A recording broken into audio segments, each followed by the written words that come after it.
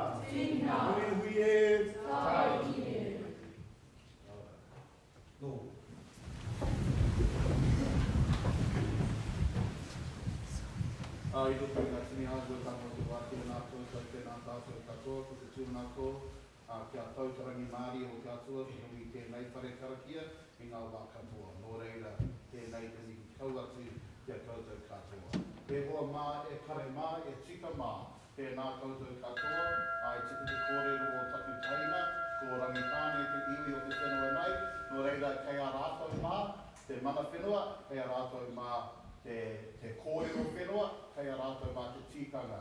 Nō reira, he mihi nui kia koutou, mehe mea, tō whakapapa, he whakapapa o rangitāne, he ngā koutou tauriki mā whānau mā, ai, te kano te kōrero ko te awe te tangata, te whānau tūturu, te whānau tuatahi o te rohe nei, nō reira te mihi atu kia rātou. Nō reira kei te hari te koa, te ngākau ki te kite i rungi a koutou e te kura o te rā whitu.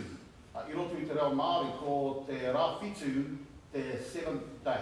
Nō reira te mihi atu ki a koutou te kura o te rā whitu, kei te hari koa taku ngākau ki te whakaai i roto i tēnei te kaupapa o te pōwhiri nei.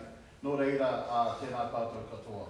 Ai, ka huri oku whakaro ki ngā tini mate o te wā, kia rātou mākua hinga, kia rātou mākua taka.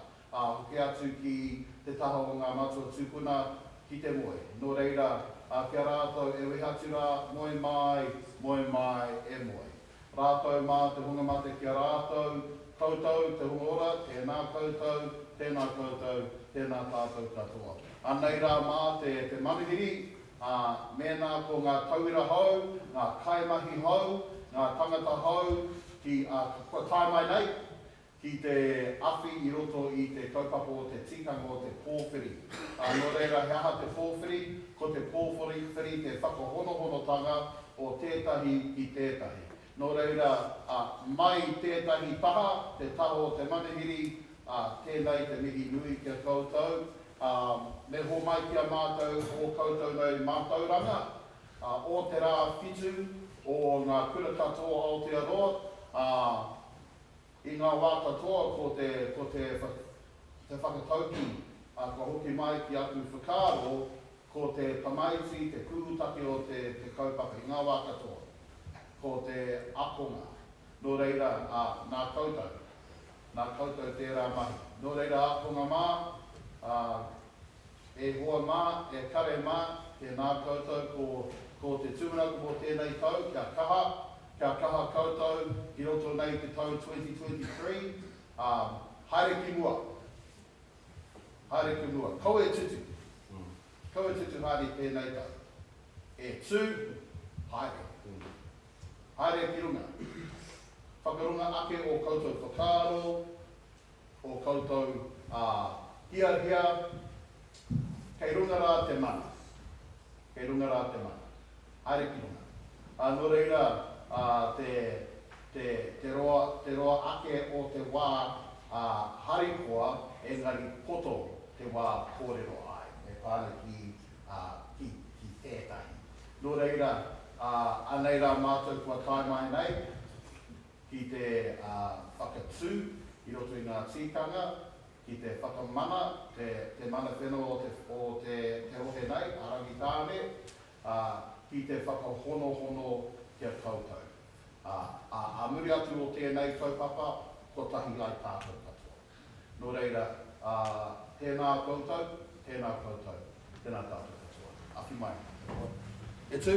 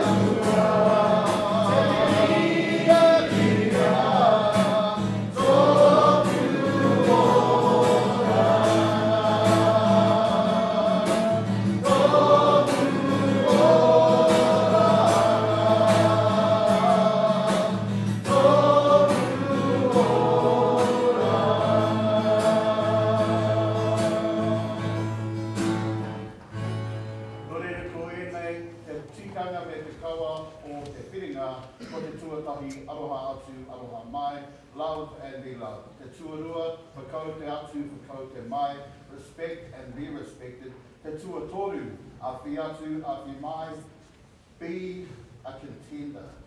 Te tuawha, I te matātahi. Think about it tomorrow. Nō reira, e atu nei rangatira, e rau rangatira mā, e te whānau o te kura o te rā whitu, tēnā koutou, tēnā koutou, tiki te kōrero a rātou mā, tūmana, tūkaha, tūturua whitu whakamauaka, tīnā, hauie, kuie, taiki e.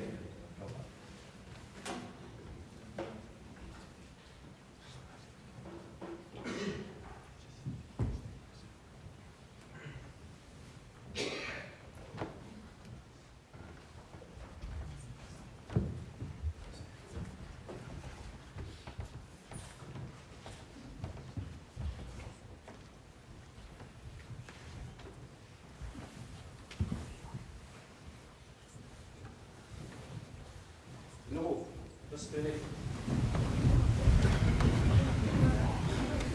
I'd like to take this opportunity to add my welcome to the school. I'm thankful for this privilege to be able to welcome our new students and staff, who some of you have come from far and wide, and some of you have come from close by. We're very thankful that you can be part of LAC this year. And for our returning students, it's really good to see you all together and participating in this time. And I hope that this puts a positive spin on the beginning of your year. I'd like to take a moment just to remember who has gone before us here at this place. And in the holidays, I was just looking at that wall where those pictures were. And this school originally started up out of Cambridge back in 1903. That's a long time ago. And then it moved down here in 1913. So 110 years ago, this school started on this land. It started with different buildings. But you know, through those years, and now you're in the 110th year here, and I want you to think of the people who have gone before you, who have gone out. They've gone out as missionaries, they've gone out as teachers, they've gone out as pastors, they've gone out as administrators, horticulturalists, dairy farmers, There's a whole range of different occupations that these people have gone out to. Some of them have gone to serve people in our church. Some people have gone to serve in the government. They have become leaders all around the world. They have left a legacy for us. And that's for us as senior leaders in the school, as teachers, as boarding staff, and special welcome to Mr. Andre, who has come from way overseas to be in the dorms this year. And also for Dylan, who's come in from the South Island to be our groundsman. So all of these people have created this moment for us this year. And I want you to think this year, how are you going to make this year something, a legacy that we can build on for the students of next year and the year after that? What will you leave at the end of this year, even if you're coming back? What will you have done? How will you have contributed to the school? How will you have made this school a great school? Because this school has a great name in our community. So we're in the 110th year. We need to make this a really special year. Special thank you to everybody that's part of our program. So I want to leave you with those thoughts and a huge welcome to you all. So at this particular point, I'm going to invite now our grade students to stand, please, and move to your seat.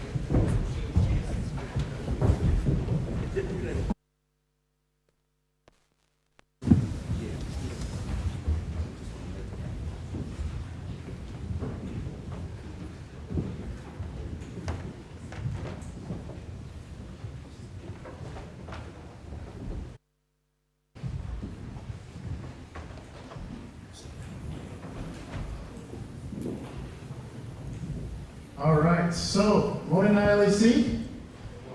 Good morning, everyone. How are we all doing today? All right. I want to welcome you to our first chapel of the year. And I think it's a beautiful thing that we could start it off by welcoming all of our new students and staff. Let you all know that you're part of LAC's family now. Wherever you go, wherever you be, wherever life ultimately takes you, you'll always have a home here at 100 Walkers Road. So I want you to take that to heart. So we're going to say a prayer, then we'll have a few announcements, and then we'll move forward with our chapel program. Let's bow our heads. Father in heaven, thank you so much for your many blessings. Thank you for having brought us safely through the first week of school and into this chapel program. Lord, I pray that your Spirit will be with us. Thank you for this beautiful welcome we've been able to give to our new family members and friends. And I pray that you'll be with the rest of the program, that it will be pleasing to you. In Jesus' name, amen. All right, so a few announcements and notices for you. So first I'm going to invite up Angelina. She's got one for you on behalf of the prefects. Hi everyone. For those of you who don't know me, my name is Angelina. I'm here to remind you all that Valentine's Day is next week. This means if you are planning on buying anything for someone, including your friends, teachers, or even yourself, please come collect and fill an order form from the conference room at any break times this week. Your orders will need to be in by the end of Friday lunchtime, and we can deliver your gifts anonymously if that's something that you would like. Our gifts for sale include the following: roses for $8, roses and a note for $10, chocolates and a note for $4, paper flowers for $2, a serenade for $4, and a teddy bear for $8. We are taking both cash and internet banking. We have a limited stock of roses, so please make sure to get your orders in as fast as you can. So happy Valentine's Day, and hope to see you in the conference room next to the office sometime this week. Thank you. Angelina, who remembers from yesterday where the conference room is? It's right beside the office, right? So as soon as on the other side of the office, the conference room will be right there. Thank you so much for that. So next, we've actually got a few visitors with us. Last week, Orientation Day, and those of you who are returning students will know that we offer itinerant music lessons. So teachers come in to teach you an instrument. And so we've got a couple of them here today to share with you a bit of what they do. So without further ado, Allison?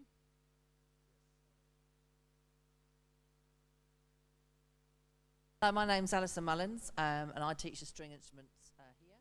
I'm actually a cellist myself, so I don't actually play the violin, but I can show you what it is. Hopefully some of you will be interested in taking up lessons. I have a couple of that I teach already who are pretty amazing, so yeah. Okay, I'll just...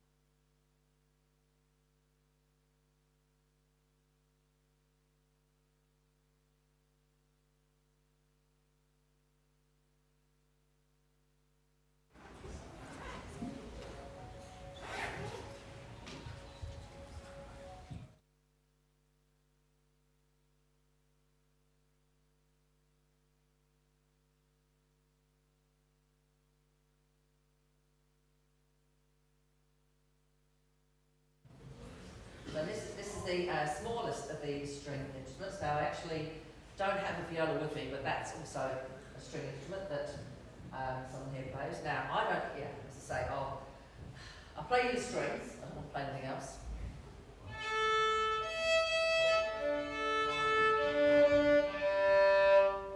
Okay, so that's the violin.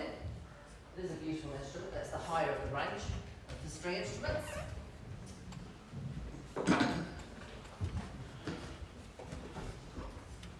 My favourite is the cello. Now, it can be a bit awkward to carry around, unfortunately, but it's pretty cool.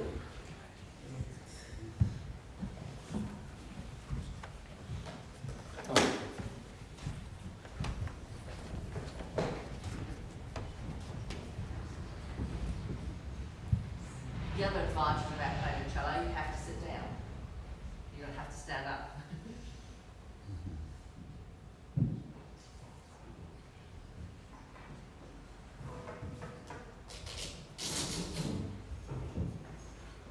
see the size difference straight away. And the viola looks like a violin, but is slightly bigger. And it's the middle range of strings, so this is much lower. As you can hear.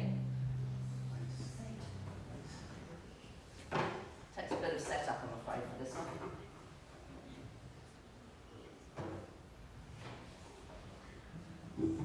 Now, when I was your age, the only kind of music really open to string instruments was classical music, which I do love. But these days, people play anything on these instruments. You may have heard of the two cellos that obviously made AC/DC quite popular on the cello. So I'll just give you a bit of a taster. So this is a piece called The Swan, which is a very famous piece for the cello, classical piece.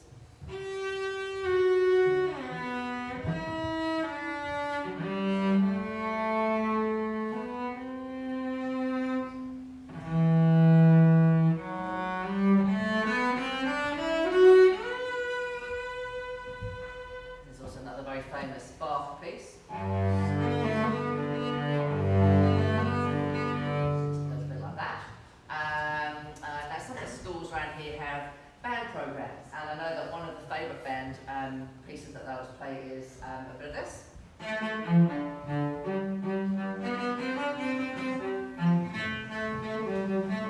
Anybody recognises that? Take on me. Now, I'll try it with AC/DC. It's not really my thing, but we'll give it a go, so bear with me.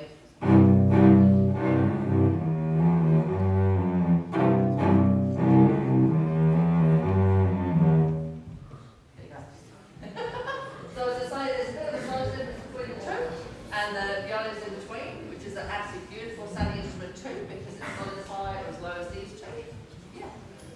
And hopefully I'll see some of you in the music room soon. Okay, that's me.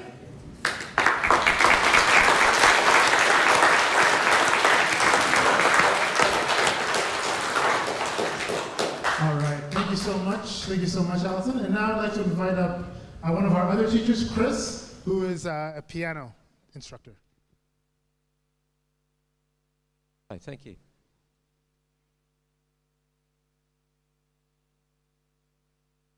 Nice grand piano.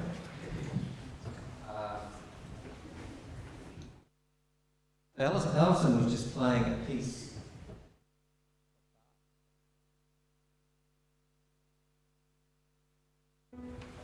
On the piano, Bach's very good. He lived 300 years ago. For the piano, it's very good because he uses both hands.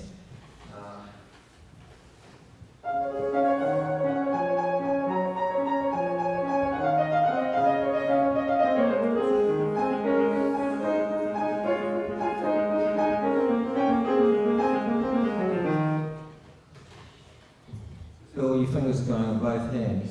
So I like to get you going with all your 5 fingers on each hand. On a simple one, maybe.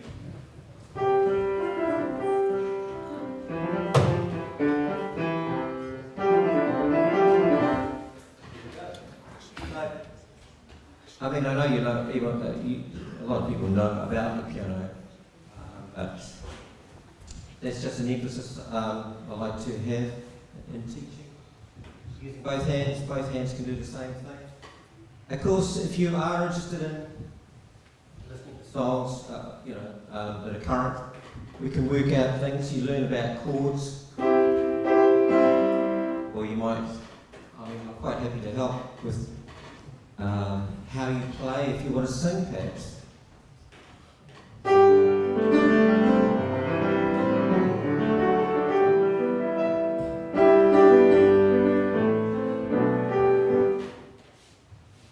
Learning your way around chords, how songs are made up, which you hear. As we just heard a bit of AC/DC or something like that. It's really good to hear something on the radio, not the radio these days, but and know what makes it up. So those are the 2 main things that I'm interested in.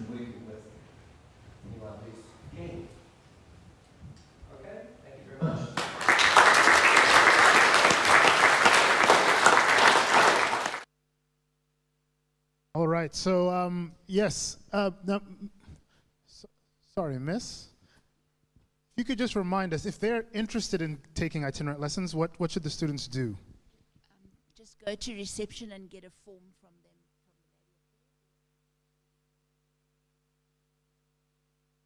All right, so just to repeat that, if you are interested in getting music lessons, go to reception or go to the music room and see Ms. Van Wyk and get a form for itinerant lessons. Everybody good on that? Can we have another round of applause for our two teachers? Thank you so much. Thank you so much. And on the subject of music, praise and worship. So this morning things are going to look a bit different, but normally, for those of us who have been here, we have a live band and we play songs and we sing songs together. We are actually going to start that up at our second chapel. If there's anyone here who does play an instrument or sing or wants to, we are going to be having practices. It's going to be a bit different this year. We're going to be holding practices Friday after school to make sure that we get enough time to get going. So this Friday, which day? Which day?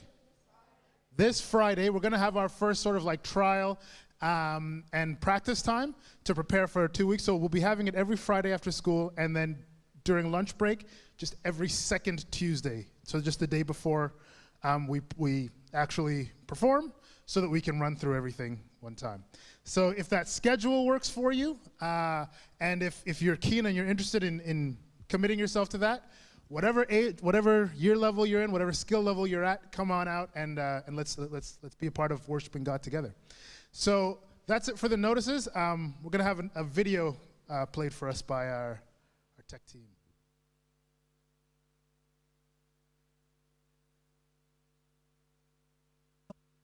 You unravel me with a melody. You surround me with a song of deliverance from my enemies, till all my fears are gone.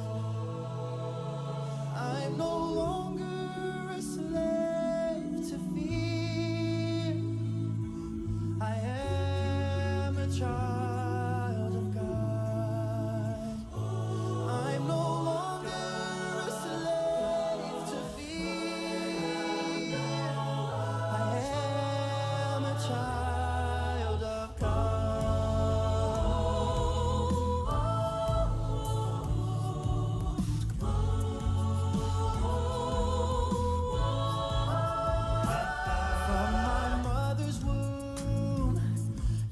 chosen me.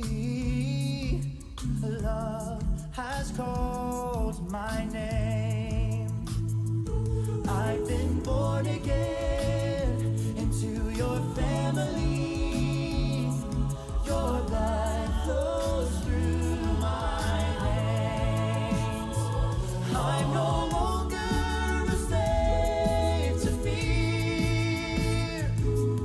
I am a child of God. I'm no longer a slave to fear. I am a child of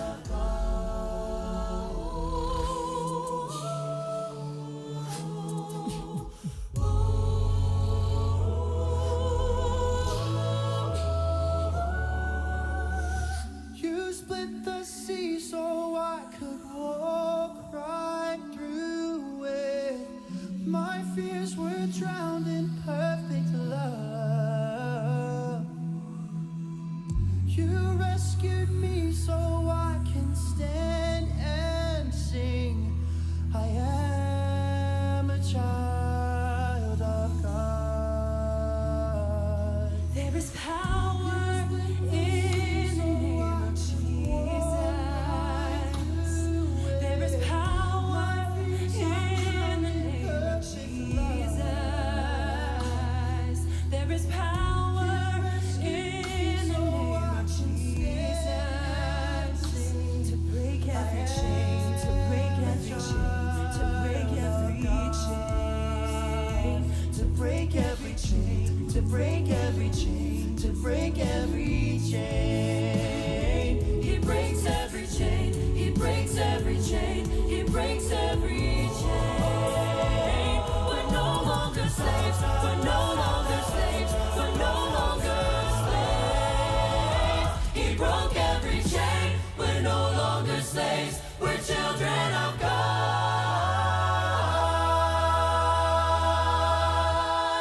You split the sea so I can walk right through it. My fears were drowned in perfect love. Perfect love. You rescued me so I could stand and say, I am a child of God. I am a child of God. I stand. I am a child of God.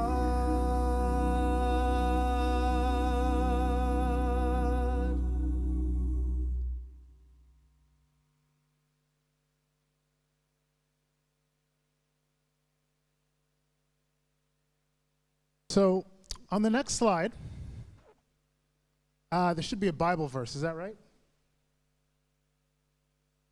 John 9:25. Whether this man is a sinner or not, I don't know. But one thing I know. I once was blind, but now I see. Has anyone ever heard this Bible verse before? It's from a very, very famous story. Jesus and his friends are walking along, as they often do. And there's this guy sitting on the side of the road, and he was born blind, okay? From birth till now, he's never been able to see. We're not told how old he is, but he's a man, so he's grown. And his disciples are talking, and they're asking all of these questions, and Jesus works this miracle. He makes some mud with the dirt, puts it on his eyes, tells him to go and wash his face, and when he does, all of a sudden, this guy can see again. And everybody who sees him is shocked. Everybody who knew him that sees him is shocked. Why are they shocked? The people who knew him, why are they shocked? Yeah, it's not a trick question. Why? He can see. But, I mean, we can all see. What's special about the fact that he can see?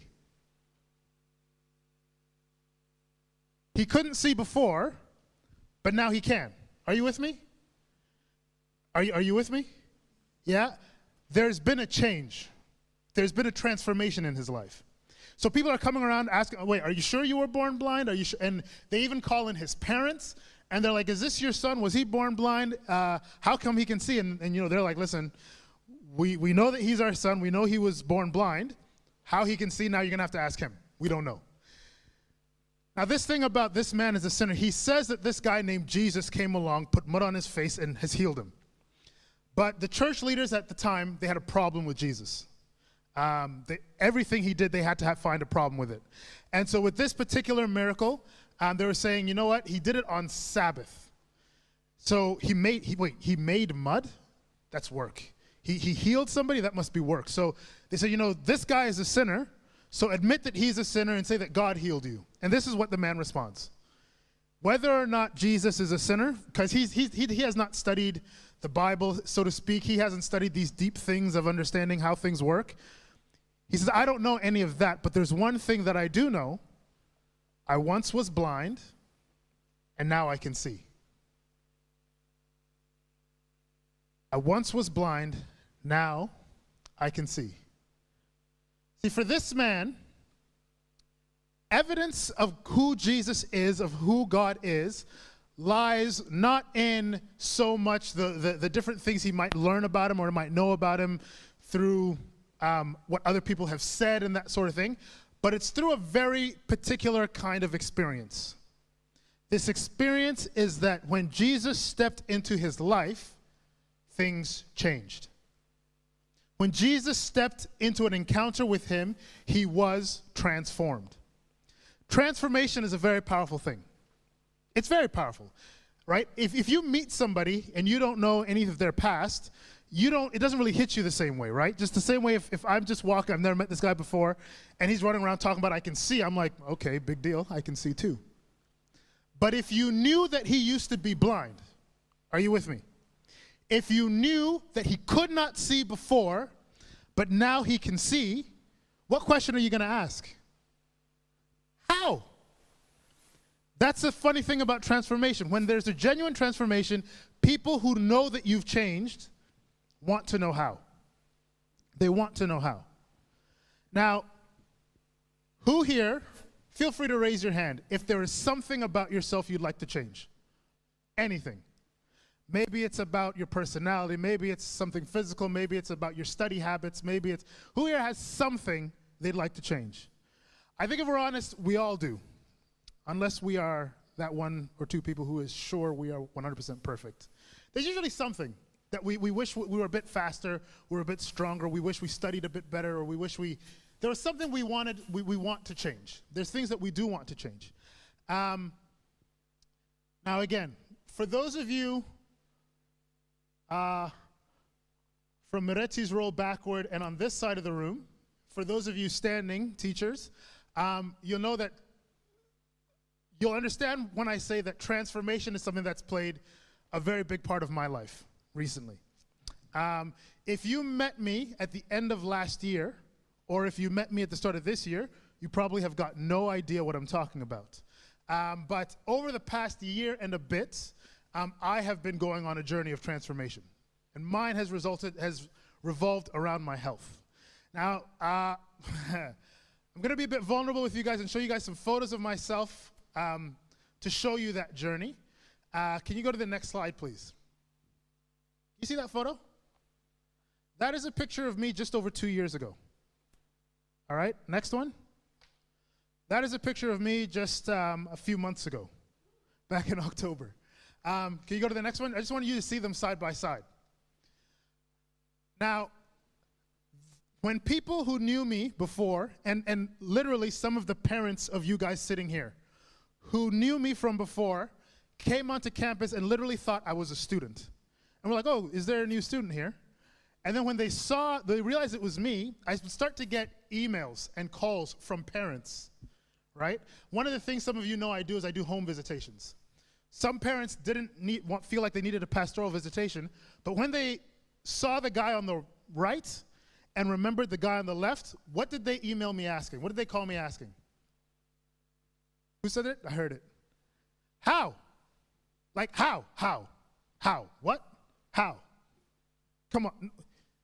Did Mr. Amoa, did they change chaplains? Does he have a brother there? Go to the next slide. For those of you who played hockey, we do a staff-student hockey game every year. On the left is 2 years ago. On the right is last year. The one where I'm in blue is last year's game. Next slide. And this is just sort of like a picture of my journey. So October 6, 2021, I was 170 kilos. October 6, 2022, I was 83 and a half kilos. So that's about a little over 85 kilos that I lost in that time period. Again, for people who had never seen this, if you just saw me, you'd just be like, okay, this guy is who he is. But if you've seen it, if you remembered me, or if you see it, the question that tends to come into people's mind is how? What did you do? What did you do? What changed? There's something powerful about transformation. You know, if I was doing whatever it is I was doing with my health, but nothing changed, nobody would ask me how. No one would ask. But when you see the changes, people want to know why. People want to know how. People want to know what got you started. How did you keep going? Transformation. Most of us have got things that we want to change. My thing revolved around not my weight, but my health. For those who are curious, who can tell me what country I grew up in? Canada. I grew up in Canada. But to live here, I had to get this piece of paper called a visa. It's a little piece of paper. It's not like a credit card. It's a little piece of paper from the government that says I'm allowed to be here. All right? In order for me to get one, I had to pass certain health tests. And I would always go through this thing where I would go and do my tests, and they would tell me the 101 things that were wrong with me and tell me I had to go back and do some crazy dieting and some crazy exercise and then maybe I'd be able to get past. And basically what happened was last October, not 2 Octobers ago, I decided I didn't want to go through that anymore. So during the holidays, I changed up the way I ate and I changed up my exercise. I picked the holidays to start because if you've ever done a thing where you sort of restrict how you eat, you get pretty cranky. Who's ever been hangry before? Yeah? And hanger doesn't discriminate. Everybody can get it when you're hangry. So I didn't want any students to become my enemies. So I started during the holidays when the only person I could yell at was myself and my pet rat, who wasn't a pet, but yeah, lived there rent-free. And so then by the time those 2 weeks had passed, I was a bit more calm and pleasant to myself. And over the course of time, various things happened, and I learned a lot of lessons. And I want to share with you 3 points. 3 points that I learned when it comes to transforming. Like I said, mine had to do with health. I don't know what areas of your life you want transformation in. Maybe it has to do with school. Maybe it has to do with your friends or your family. Maybe it has to do with how you talk to people. Maybe it has to do with controlling your anger or controlling your jealousy. I don't know what it might be. Maybe it has to do with swearing less often. Maybe it has to do with breaking an addiction in your life. I don't know. Developing a good, whatever it might be. 3 things that I learned really quickly, and then I'll get out of your way. So we're going to go from bottom up. Number 3, consistency over intensity. Another way to think of this is start small, but keep going. So, like I told you, whenever I would go to the hospital and do my medical test for my visa, they would tell me, okay, you know what? Your blood sugar is too high, your this and that is too high, this is not good. Come back in a week, but you've got to do these like 7 things. And man, I would live like an insane person for that week. Like I ate next to nothing. I was literally working out all day long, like pushing myself. And then at the end of that week, I'd like drag myself to the hospital and they'd run my test and basically my numbers would get in just at the level to be able to be accepted to stay in the country. But what would I do as soon as I got home from the hospital? What would I do? Can anyone tell me what my first stop was on the way back from the hospital? It was not Krispy Kreme. What was it? It was Kentucky Fried Chicken.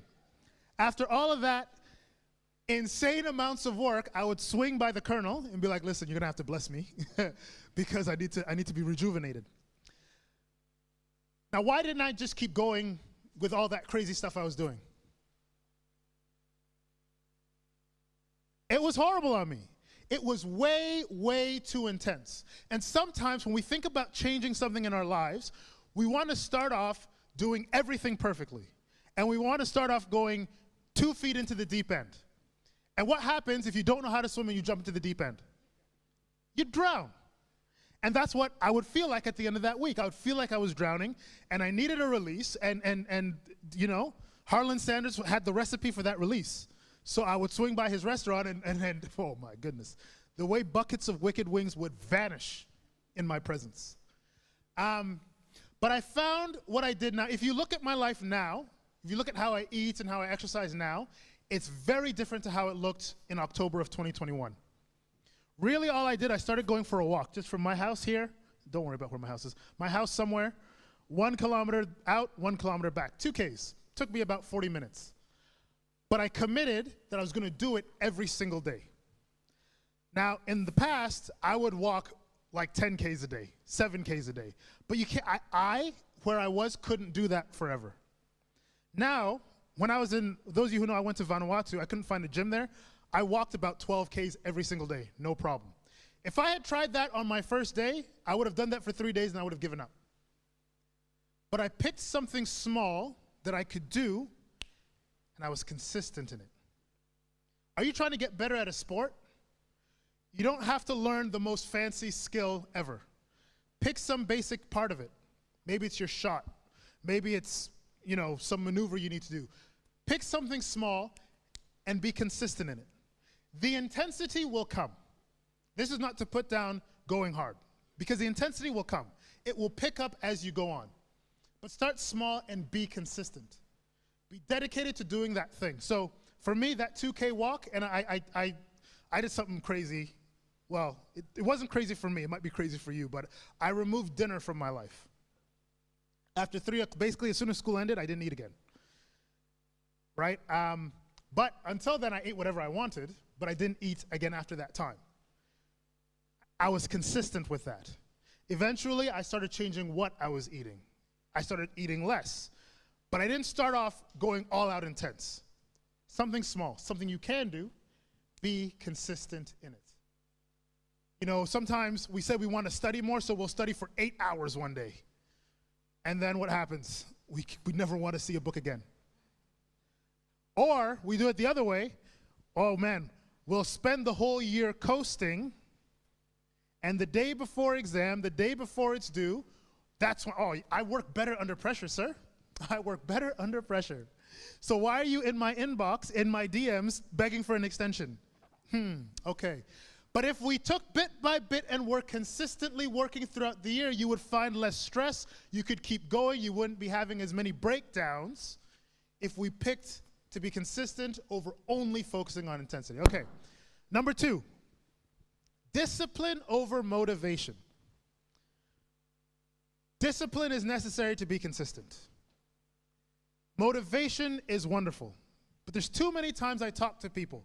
Sir, I want to get better. I want to do better in this class. Okay, so here are some things you can do. It's like, yeah, but I'm not motivated. And it's like, okay. Motivation is excellent. It's excellent when it's there. But as I'm sure we all know, there's times when we're not motivated. There's times when I didn't want to eat well. I'm very sensitive to smells. Like smells really draw me in. And I got over everything. McDonald's, Burger King, Owen Bull, all of that, it doesn't faze me now. But something about Harlan Sanders' recipe on that chicken, it's still my head still turns, right? There's days that I wanted nothing. Sometimes I come to work, have a bad day, I wanted nothing more than to bury my head in a bucket. I wasn't motivated to eat well. I wasn't or winter. This is nothing compared to Canadian winter, but so I wake up at 3:30 every morning. To leave my warm bed at 3:30, to go out into whatever ungodly temperature it is, I don't want to do that most mornings. And if I relied only on my motivation, guess what? This talk wouldn't be happening. Because I was actually motivated, near the beginning especially, I was not motivated that often. But if we choose to be disciplined, listen, I know that this is good for me. I know that if I spend time studying and practicing my maths, it will be good for me. See, what tends to happen is that, we study, we practice, we eat well, we practice that skill, we do whatever it is, and then when we don't see results immediately, we lose motivation and we give up. But if I know that, practicing my free throws is going to ultimately be good, if I know that practicing my singing or practicing my guitar is also ultimately going to be good, if I know that eating healthier or doing more exercise is ultimately going to yield results eventually, and I choose to be disciplined, I choose to do it whether or not I feel like doing it in this moment. Now, this doesn't mean, I'm not saying push yourself to a point of danger, because remember, we're not going to overload the intensity. But if I choose to decide, hey, I know that this is good, so I'm going to do this thing, even if I don't feel like it today, you will see you'll go a lot further in whatever it is you want to change, whatever it is you want to accomplish in your life. The final thing, and this is number one because it's the biggest thing. Bring God on your journey with you. Bring God on your journey with you. Did you know that we serve a God who specializes in transforming people? Can you go to the next verse? The next slide. John, the guy who wrote the story about this blind man, he writes this at the end of his gospel, his story of Jesus' life. He says, you know what? Jesus did so many things that if I were to write everything, there wouldn't be enough books in the world to contain it all. Imagine trying to contain someone's entire life in a it would take ages. He woke up, he brushed his teeth. I don't know how they brushed their teeth back then. But like, everything it is, like, no. He even worked other miracles, he says. Many other miracles that he worked that John doesn't talk about. But John writes his gospel with a very specific purpose. His purpose is that if you read the gospel according to John, you will not just see that Jesus fulfilled a bunch of Old Testament prophecies like Matthew wants you to do. You will not just see, like Mark wants, that Jesus was a real human being, or, that Jesus was your sacrifice. That's what Mark focuses on. Luke focuses on the fact that Jesus was a real person who talked to real people and went to real places. John says, those other guys have that covered. What I want you to know is that Jesus was God. I want you to know is that Jesus has the power to save you in eternity. And one of the biggest evidences John has, if you read through his gospel, there is this concentration of stories like that blind man, where Jesus steps into somebody's life, and as a result of that encounter, they are transformed. As a result of an encounter with God, they are changed. And that, for John, is the biggest evidence that Jesus is God, that he can transform a life. And he promises, he desires to transform yours. What are the things in your life that you want to see changing? Now, I'll tell you this. One of the most frustrating things, tested my discipline, was this. I would have one of those low days at work. Some kid would, I'm going to say no. I would have one of those low days at work, and I would go home and I would go for my walk in town just to get away from this space, and I would be walking, and then that KFC would hit me. But I would have to, like, no, it's not happening. We're not going there. And I feel my because it's past 3 and my stomach is calling for it, but I'm like, no, it's not happening. And then I'd go home and I'd sleep. I'm like, you know what? I'm thankful that I didn't yield to that temptation. Yes, I'd go to sleep. I'd wake up in the morning. I'd go and I'd stand on the scale, and I had gained weight. I'd be like, you tell me I suffered that injustice for nothing? To be honest, in the midst of telling that story, I forgot why I started telling that story. But that was frustrating. That was very frustrating. There we go. I started to do something. For me, and in any journey you have to find the combination that works for you. For me, I weighed myself every morning. I started to do something, which is that whenever I stood on the scale, regardless of what it said, I would always say a prayer of thanks to God. Really, it was very simple. God, thank you.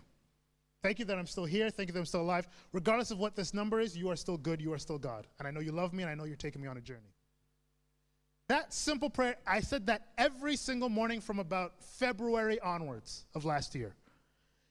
And that simple act of really bringing God into that journey with me, it changed things. Now, I wasn't doing anything different, but what it changed was up here. Those mindset things were able to switch. We're able to operate just a bit differently. I felt a bit more encouraged. I wasn't as tied and as shackled to the things that were tying me and shackling me down. We serve a God who says, I don't care what you're a slave to. I don't care what holds you down. I promise, bring me into that, and I'm going to help you transform. The changes you can't do, I'll do for you. The things you can do, I'll give you the power. I'll give you whatever it is you need, the encouragement to keep on going. What is it that you want to see changed in your life? What is it you would like to look differently this year? I really thought about saving this for term 3 when we tend to talk about resilience, but I thought I should share this with you now. Because in your first couple of weeks of school, you're going to be making decisions, setting in patterns that are going to greatly determine how this year looks for you. Where do you want to be when we come to December? Or November for our year 13s or our where do you want to be when it comes down to exam time, when it comes down to end of term and you're handing in your assessments? Make decisions now. Choose to be consistent instead of waiting and going all out with the intensity. Choose to be disciplined so when things try to distract you, when things try to push you away, when things try to absorb that, you'll keep going in the direction you need to go. Bring God on that journey. I can't tell you the number of times I've started and stopped. Number of times it started and stopped. But that simple thing of bringing him on that journey helped me to keep going. Helped me to keep going. I'm going to ask, we're going to play a second video. And it's the same song that we heard at the beginning, but it's the original version of the song. And I want you to really pay attention to the words and think about what are the things you want to see changed. The song talks about a God who steps into the life of somebody who is chained and shackled by whatever the past has held for them. But because of his presence, they can say, I am no longer a slave, but I am a child of God.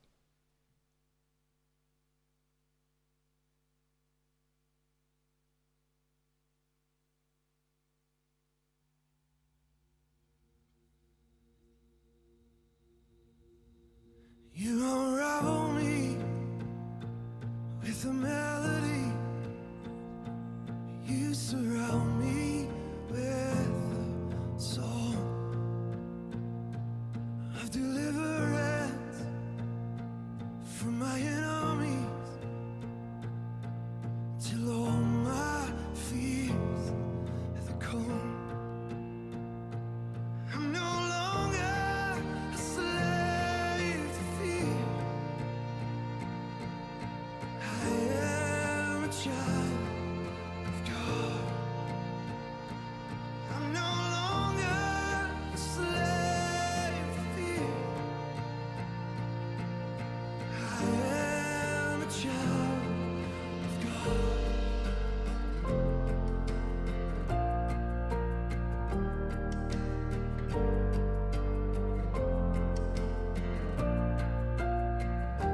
From my mother's womb, you have chosen me. Love has called my name. I've been born again to a family. Your blood flows through my veins. I'm no longer a slave to fear. I am a child of God. I'm no longer a slave to fear. I am a child of God. I'm no longer a slave to fear. I am a child of God. I'm no longer a slave to fear. I am a child of God.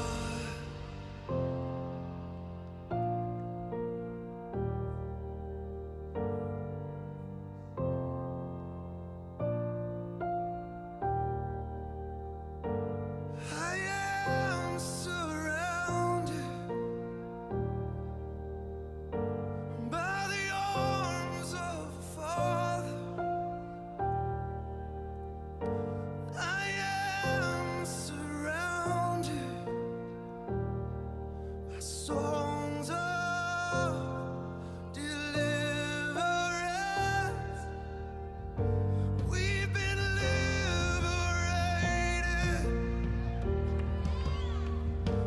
from our bondage. We're the sons and the daughters. Let us sing our freedom.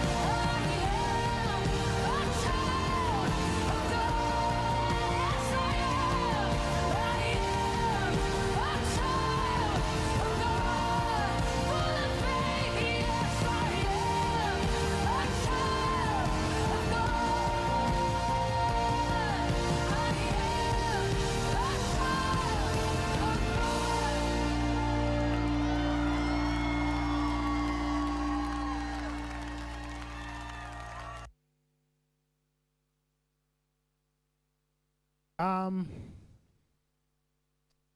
could talk about the things that I learned on my journey for hours and hours and hours. So if it's something you're interested in hearing more about, track me down, and I'm happy to chat about it. But I want to leave off as we pray with this. Of all the things you could have an idea to change about your life, again, maybe it's something physical, maybe it's something academic, maybe it's something relational, I want to encourage you to really closely examine your walk with God. As young or as old as you may be in this room, really closely examine your walk with God. What does he mean to you? What does he really mean to you? Would you like to be closer? If you would like to be closer, you know those 3 steps I mentioned? It's the same thing. Sometimes we want to pray for 9 hours in one day and have everything be solved. That's not quite how it works. You get a lot closer, you get a lot further spending a bit of time with God every single day. And not every day are you going to feel like praying. Not every day are you going to feel like reading your Bible. Not every day are you going to feel like showing the character of Christ in your interactions. Sometimes people rub you the wrong way. You don't feel like it. But discipline over motivation. And here is the key, and it's funny, because we bring it into other things. Sometimes it's health and we try to do it ourselves. It's school and we try to do it ourselves. But sometimes even in the walk with God, we try to do it ourselves. Did you know that? Sometimes, okay, as long as I do this, this, and that, I'll get closer to God. Bring God on that journey with you. It seems so basic, but in a journey of getting closer to, imagine someone trying to be a better friend with you without involving you in that process. It doesn't even make sense, does it? Involve God in that process of getting closer with him if that's something that's on your heart. Let's bow our heads and pray. Father in heaven, thank you so much for who you are. Thank you so much that you're a miracle-working God. Thank you so much that you're a God who cares about our lives and who steps into them and transforms us. Father, I don't know what it is that people are looking to change. Maybe it's something that their friends know. Maybe it's something that nobody knows but them and you. But Lord, whatever it is that is on the hearts of people here to change, to transform, to grow, to become better in, whatever it might be, I pray, dear Lord, that from this moment you would help them to start making decisions that will lead them down that path. So that in 9 months and 10 months, they will be able to see how far they have come. And Lord, I pray that they would not forget to bring you along that journey. Most importantly, I pray for the journey of those who have it on their hearts to draw closer to you this year. Be with that journey. Be with those decisions. Be with those desires. And Lord, I pray that you will empower us as teachers, as staff, as friends, as family, whatever it may be, to be there to support. Because the one thing that I didn't say, because it just didn't fit into the 3, but is that there's an importance on these journeys of surrounding ourselves with a community, with a family, with a village that is going to press forward with us.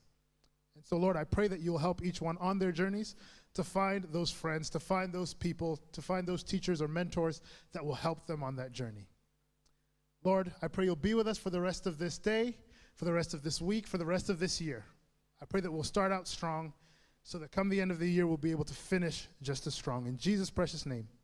Amen. All right, so I think we heard the bell. When I say ask you to stand, and you stand how? Quietly. After I've dismissed you, you're heading to your period 2 class. Period 2. If you are year 11 in my year 11 Bible class, I would ask that you just stay in the chapel for the time being, because you'll go over there with me. And oh yes, all of our new students and new staff, you're heading to the cafeteria, all right? So your period 2 teachers know about this, so you're heading to the cafeteria, all right? New students and kapahaka students. All right, so hold on. Shh. So when I dismiss you, if you're a new student or you're kapahaka, you're going to the CAF. If you are in my year Bible class, year 11 Bible, you're staying here. Everyone else, you're going first to your roll mark class to get your bag, and then you're going to your period 2 class. Yeah, we can remember all that? I hope. Okay. All right, so I'll wait for quiet.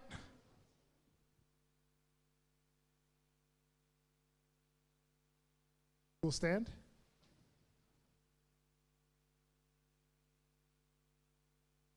Have a beautiful day, everyone.